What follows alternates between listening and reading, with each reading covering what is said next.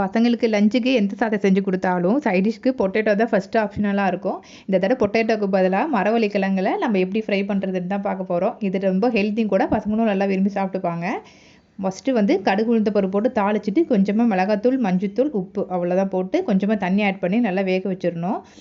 பொட்டேட்டோக்கு நீங்கள் காரம் அதிகமாக சேர்க்குறதுனா இதில் கூட காரம் ஆட் பண்ணிக்கலாம். என் பசங்க கம்மியாக சாப்பிட்றதுனால நான் கம்மியாக போட்டிருக்கேன். நல்லா வெந்ததுக்கு அப்புறமா தேங்காய் பூ போட்டு இறக்கிற வேண்டியதுதான். ஒரே மாதிரி செய்யறதுக்கு இந்த மாதிரி டிஃப்ரெண்ட்டாக செஞ்சு கொடுத்தா பசங்களும் நல்லா விரும்பி சாப்பிட்டுப்பாங்க. கண்டிப்பாக ட்ரை பண்ணி பாருங்கள். இன்றைக்கி ஒரு கிச்சன் டிப்ஸ் தான் பார்க்க போகிறோம்.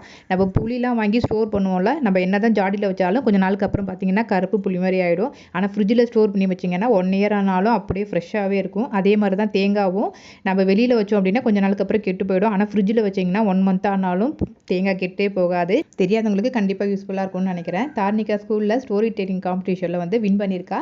ரொம்ப ஹாப்பியாக இருந்துச்சு. அதனால் அவளுக்கு பிடிச்ச மேங்கோ பூரி தான் பண்ணி கொடுத்தேன். நாளைக்கே வேறு ஒரு வீடியோவில் பார்க்கலாம். பாய்.